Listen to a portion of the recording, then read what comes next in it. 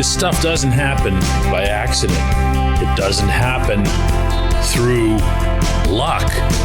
And you better believe it doesn't happen through, skill and speed and everything else that everyone, myself included, loves to romanticize and elevate to the top. Sometimes it happens in, uglier ways. Good morning to you. Good. Friday morning from St. Paul, Minnesota. I'm Dejan Kovacevic of DK Pittsburgh Sports, and this is Daily Shot of the National Hockey League leading Pittsburgh Penguins. It comes your way bright and early every weekday. If you're into football and or baseball, I do still offer daily shots of Steelers and Pirates in the same place that you found this. Penguins 4, Wild 1.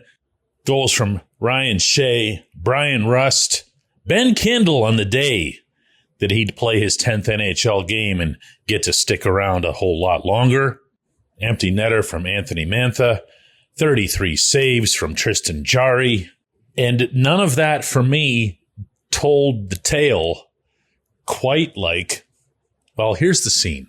I just got done talking to Jarry in the locker room. And I step back away from that and I say to a team official who had asked if I needed anyone else for interview purposes, because the players can go to various different locations in that room. And I replied, yeah, I really need somebody from the penalty killing. PK was outstanding. As I say that, Sidney Crosby just happens to walk by and nods his head emphatically, but keeps right on walking. And then, as if this was like a comedy skit, right out of the athletic trainer's room comes Nola Chari, bandaged, iced, limping, could barely budge. And the official says, you can have Cookie here. He's right here. Cookie being Achari's nickname. And I go, I don't think so. I'm going to let the man get on with his evening. But that was the thing. He wasn't alone. The penalty killers, the unquestioned stars, plural, of this game. Jarry was the star of the game, but he's also one of those killers. Were outstanding. Minnesota doesn't have a whole lot going for itself as a hockey team right now. They're 3-6-3, but they did enter with the most power play goals in the league. And they did, and still do, have Kirill Kaprizov, and it didn't matter. It didn't matter. The Penguins' penalty killers were so solid that more often than not, you didn't even see a setup. And take this from somebody who watched, for my own little scouting purposes, the other night, that power play going against Winnipeg. By watching that game, by the way, I was able to take a look at each of the Penguins' next two opponents. And this didn't look anything like that from the Wild perspective. These guys played hard. They executed blocks in front of Jarry that were, in a couple of cases, visibly painful. Sent guys straight to the bench. Saw it with Matt Dumba, saw it with Parker Wotherspoon. Of course, saw it on a regular basis with Achari. It's what he does. Connor Dewar was really good. Blake Lizotte was good. I feel like mentioning their names. The names don't get out there all that often.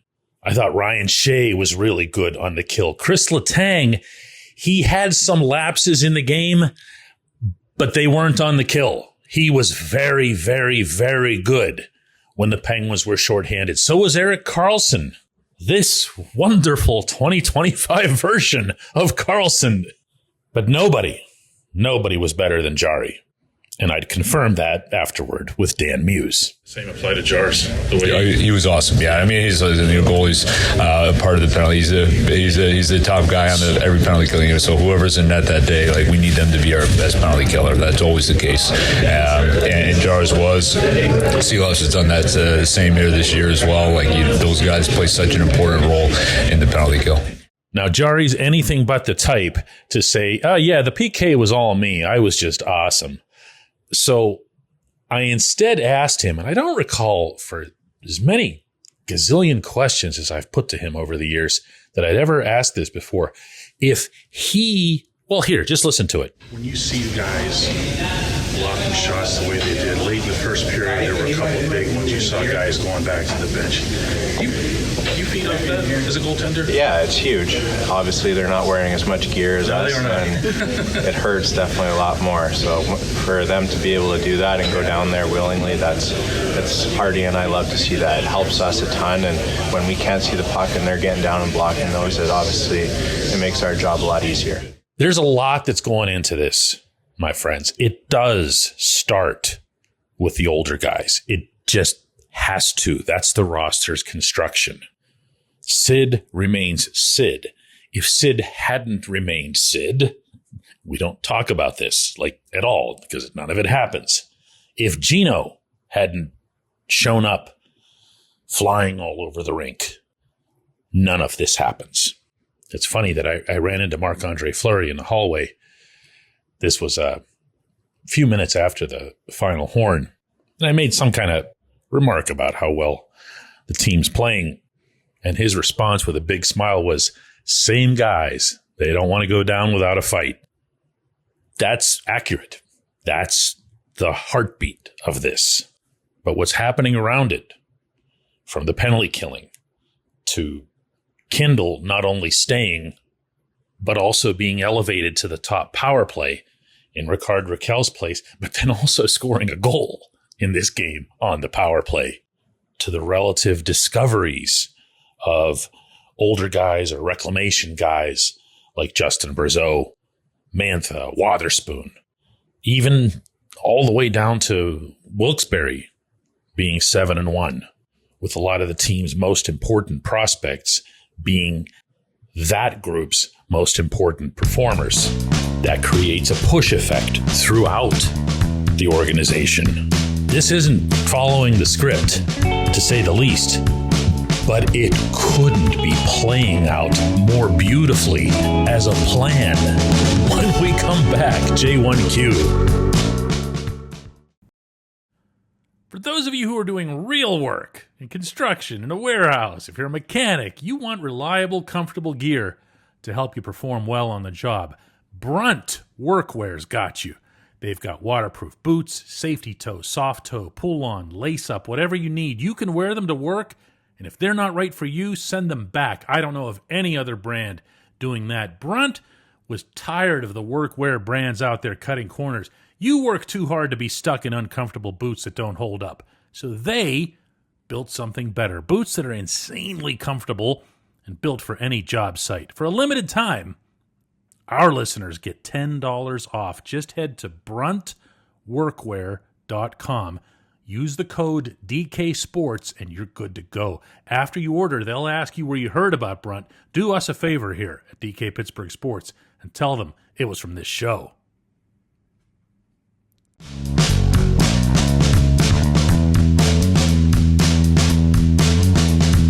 Today's J1Q comes from David, who said, DK, the Penguins, it seemed, had to beat the Wild and a subpar officiating crew in this game. Other than the too many men call, not one of those calls would have been made in a Stanley Cup playoff game. They also blew the one review they had. They did, David. The crew was brutal. Garrett Rank was worse, meaning just him as a ref. He's just, regardless of the game that he's officiating or who the teams are that's involved, he's just not good at what it is that he's paid to do. For anyone who missed it, there was just an incorrect call made against Justin Brazeau for allegedly interfering with Philip Gustafsson as Evgeny Malkin made a turnaround shot for a goal. Gino's second waved off goal in a row, if you count the overtime one the other night in Philadelphia. And then a tripping call on Brian Rust, even though he leveled the Minnesota player with his right shoulder. It was a shoulder-on-shoulder check. Their legs never made contact. In fact, nothing made contact with the Minnesota player's leg. So there could not have been what is commonly referred to in society as a trip. I did, however, congratulate Rust in the room afterward on being apparently the first person in NHL history to be sent to the box for tripping someone with his shoulder. Here's what matters out of this. And believe me, the officiating would have mattered had the Penguins not fought through it. What matters is that they did. And I did ask Rusk about this afterward. In general, is it important for you guys to be able to shake off when things don't go your way, officiating-wise? Because that's happened about 3 or 4 times now this year. Yeah, I think maybe we got a little bit too carried away with it there in the first. I know I was yelling at the refs a lot. But I think for us, I don't think we liked our first period in general. And I think came in here, regrouped, kind of went back out there, and we had a mission. We were better in the second. I thought we were really good in the third. Resilience means resilience. It doesn't mean you pick your spot for the resilience. It doesn't mean you only apply it in certain situations. It means that it becomes part of your personality. You get down, you fight back. Kirill Kaprizov scores early on a gorgeous pass by Marcus Johansson. Nothing anybody could have done. Chris Letang was covering Kaprizov. It was right there. I still have no idea how Kaprizov got his blade on it, but he did. Okay, so you get down. Other team's best player put one past you. You think you tied it, it's taken away. You challenge it, you lose it. Other team gets a power play. You just keep fighting.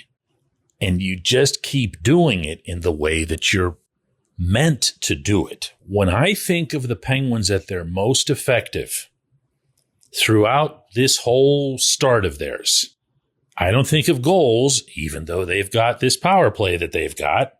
I don't think of saves, even though they've gotten terrific goaltending from both Tristan Jarry and Artur Shilovs.